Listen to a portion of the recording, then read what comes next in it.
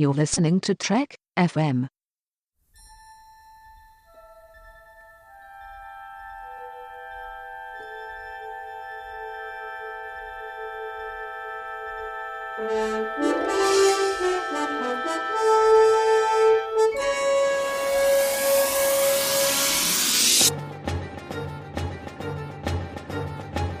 All right, I am Tristan Riddell, and with me today is Brandon-Mutala.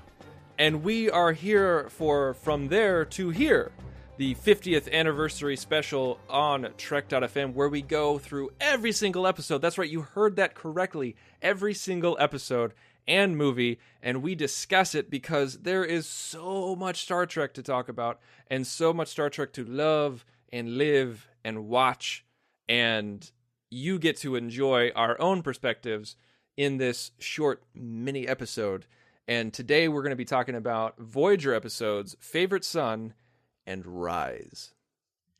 All right, so Rise, Season 3, Episode 19. This is the one where, how Memory Alpha describes it as, Voyager defends a planet that is being bombarded by asteroids. That's a little weak in that explanation because there's a lot more to it. There's dynamics between, there's a great dynamic between Tuvok and Neelix, and that's the entire reason why it's called Rise, is because they're on this, what do they call it, a tether? Yeah. I always think of Halo like for some reason. I know that there's nothing like this in Halo, but every time I watch this episode, I think of Halo.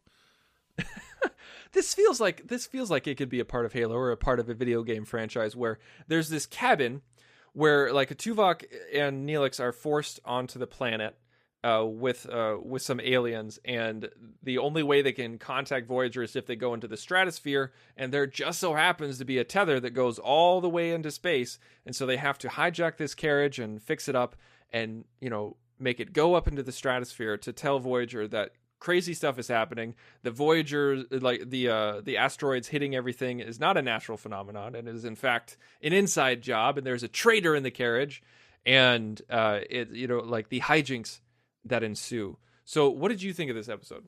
This is another one of those Voyager episodes. When I get to it, I'm just like, oh, it's that crappy episode where they're on that elevator.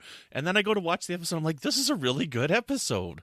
You know, and I think it's because of the titles of Voyager and like Rise, like this one word says so little about what the episode is. You know, it doesn't encompass what the story's about. It just talks about one tiny aspect of what the story is. But there's so much interaction between Neelix and Tuvok in this episode. It's this interesting concept of how this alien race is trying to take over a planet by using this artificial asteroids to get the planet evacuated. Like, that's a unique concept that we haven't seen before in Star Trek. And I love the interaction between Neelix and Tuvok and how Neelix just finally stands up to Tuvok, and because Tuvok has treated him so poorly. I love Neelix. Like, I don't know, I'm one of the few people, I think, but I don't have any issues with Neelix whatsoever. He's one of my favorite characters in Voyager, and I like the way that he acts in this episode especially. Yeah, this was I think the Neelix-Tuvok relationship is a very interesting relationship, and I'm glad that it got covered as much as it did, because I know that there's people out there who don't like Neelix, and I understand why they don't. I get it. I understand I don't understand. Oh, I don't agree with it, but I understand it. Like, because I like Neelix. I love him. I think he's great. I think he's a very underrated character. I think Ethan Phillips does a fantastic job in every single episode that he's in. But some people just think he's annoying. Like, they don't like his personality. And sometimes, you know, personalities just rub you the wrong way. I mean, like, you can have somebody who's a completely nice guy, but they just are just like, oh God, this guy again, as soon as they walk in. And I feel like Neelix is that guy sometimes. But with the relationship between Neelix and Tuvok, there's certain times when throughout the show, I mean, this is towards the end of season 3. So over the past 3 years, there have been times when you're just kind of watching Tuvok be a complete jerk to Neelix, or even to other people, and you're just like, okay, just because you're Vulcan, just because you don't have emotions, doesn't mean you can just be an ass to everybody that you talk to, especially the people you don't like Neelix. And it finally comes to a head in this episode, and I really enjoy that. I like that they had it out. Was it the appropriate time? Probably not, because of everything that was going on. But it's just, it needed to be said. And Vulcans, I don't think, are put in their place enough in Star Trek, and so it was nice to see that happen. Mm-hmm. Like, I like Tuvok. I like Tim Russ's portrayal of Tuvok a lot. And you know what? It's one of those things when I was very early on, and I actually edited it out of an episode that I did with Colin way back in the original series for the From There to Here episodes. I love Tim Russ as Tuvok, and I think he does a better job of portraying a Vulcan than Leonard Nimoy does. Oh, jeez. I know. Now, I'm going to leave it in this episode this time because, I'm a little bit more well-known on the network, and I'm probably not going to get fired. But Leonard Nimoy's great as a half-human, half-Vulcan. Okay? But okay. I think Tim Russ does a better job of what a Vulcan is. And the way that he acts, the way that he uses his voice, and the way that his tone, and the way that he holds himself. Okay, I'm not saying I prefer him to Leonard Nimoy as Spock, but he's my idea of what a Vulcan should be and how a Vulcan should behave. What do you think? Well, that is definitely dangerous territory to argue on and to talk about. I mean, like that's one of those things that you just don't talk about, like sex, religion, and politics, and liking somebody better than Spock. It's one of those things. But I think you make some interesting points, because if you look at TOS and especially the movies, Spock is very much a hybrid. He is a human and a Vulcan at the same time. And that comes out a lot. I mean, there are times when, he's just filled with so much emotion, even though he's a Vulcan and he's in control of his faculties. Like when he finds out that Kirk is still alive, he smiles and says, "Jim!" Like he's super excited about it. Tuvok would never do that in a million years. And so I think it's just different. It's just different. Like Tuvok is 100% Vulcan. Spock is not. Spock lets his emotions come over him a little bit more, especially if you look at the JJ movies. Oh my gosh. Is this guy really a Vulcan? But with Tuvok, I think it makes those little moments mean so much more. When in the episode Twisted, when he puts his hand on her. Exactly, he puts his hand. Yeah, you know exactly what I'm talking about. Like he puts his hand on the fainting couch or whatever couch it was, and that's a huge sign of respect and admiration and affection from a Vulcan, and so that meant a lot to us. To the Voyager audience, that meant the same amount as Spock going, "Oh my God, Jim!" That meant the same thing. Yeah, and I compare him to Spock in Star Trek 4, after he's been retrained as a Vulcan. Yes, that's a solid comparison. So, Spock is very different after he comes back from the dead, and he's very stoic in Star Trek 4 and 5. He is a bit different, and he's a bit more human again, and he's coming to terms with everything in Star Trek 6, but he's very Vulcan in Star Trek 4 and Star Trek 5.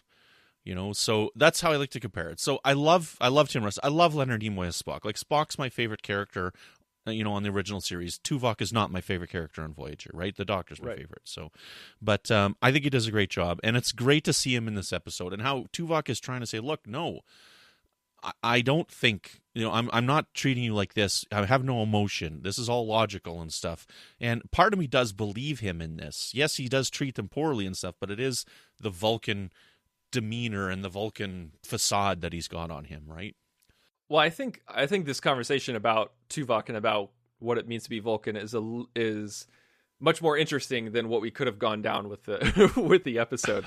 Just talking about what happened and what didn't and everything like that. I think to look at it from the episode, the idea of the tether and the cabin going into the stratosphere and atmosphere and everything like that, I think that's a great concept, and it's something that scientists have toyed with in real life. And for that alone, I think it's an interesting episode that we should get in Star Trek, and sometimes we could only get in Star Trek. Yeah. Well, should we move on to Favorite Son? How about we do that? We move on to Favorite Son, which is the next episode, Season 3, Episode 20. And we also, on To the Journey, we like to describe this episode as the episode where Harry experiments with group sex. So this is how Memory Alpha describes it. Harry seemingly learns both that he is actually a member of a Delta Quadrant race and that his quote-unquote people want him never to leave his new home.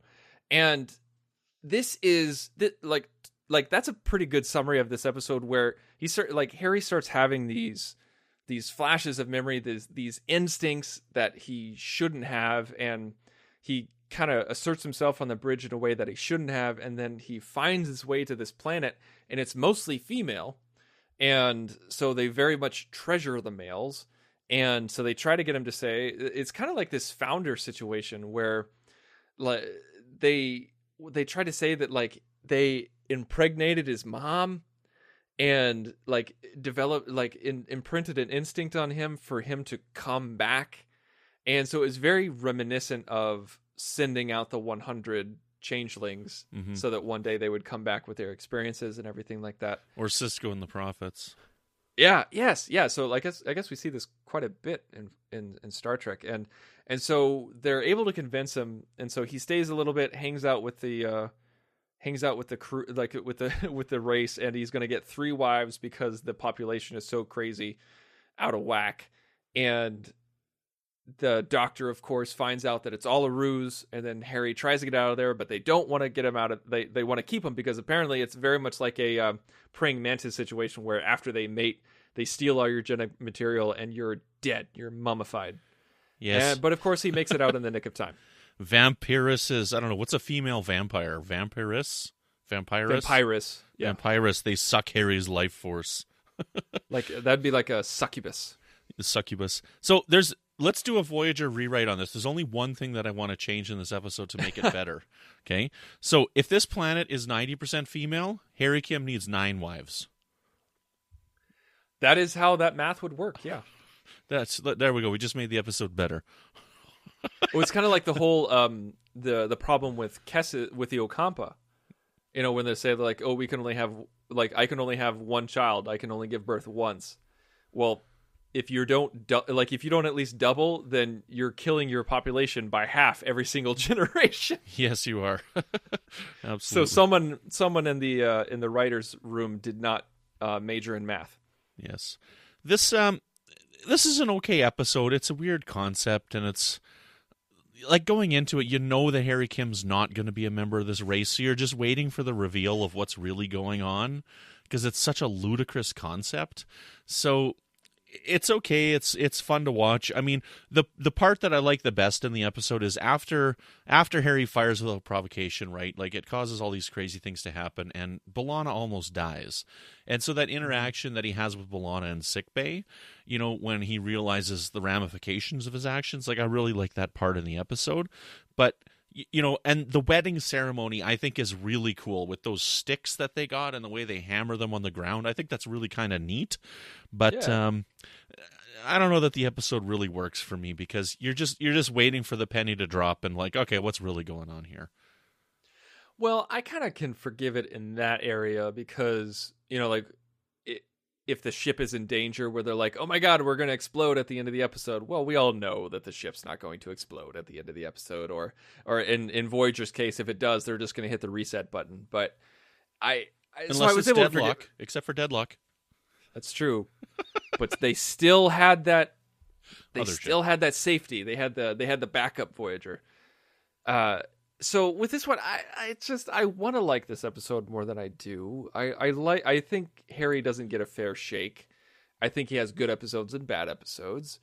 This is kind of a middle of the road episode where I think Garrett Wang does a good job, and the episode has a good premise because it's out there, it's crazy, it's something that you could only see in Star Trek. But you know, it gets weird fast, and it also drags. I think that's a big thing, is that the pacing kind of drags where you feel like they're just kind of padding time and filling time. And I like the reveal. I like seeing the mummy guy at the end, and I like him trying to get away. And it was I thought it was interesting, and doing that little half backflip move that Harry did off of the bed to avoid the women and everything like that. Yeah, I think I want to like this episode more than I do, but c'est la vie, it is what it is. Yeah, I think so. I think Rise is better. This would be a toss up for me, actually, Toss-up? between the two. Yeah. Right on. Excellent. Well, I think that's what all I got to say about Favorite Son. Yeah, that's all I got to say about that. I think everyone should. We did a commentary on this one on To the Journey, and everyone should talk about it because we get a little blue and a little crazy because of all the sexual references that they make in the show. But Brandon-Shea, where can we find you outside of From There to Here? Well, when I'm not trying to fix this gigantic elevator that's going up to the moon, you can find me on the Babel Conference. Every once in a while, poking my head up on Twitter at Brandon-Mutala. Or you can find me with new episodes of Melodic Treks, which is all about the music of Star Trek. And where can people find you, Tristan? You can find me on Twitter at The Insane Robin. You can also find me elsewhere on this network on To The Journey, which is a Voyager podcast. And you can also find me on another network called The Nerd Party at thenerdparty.com. We have a couple of different shows there, and one that I'm particularly proud of is the one that I host with my wife. And it is called Nerd Nuptial, and we talk about geek life through a married lens. Excellent. So join us again tomorrow as we talk 2 episodes of Deep Space Nine with A Simple Investigation and Business as Usual.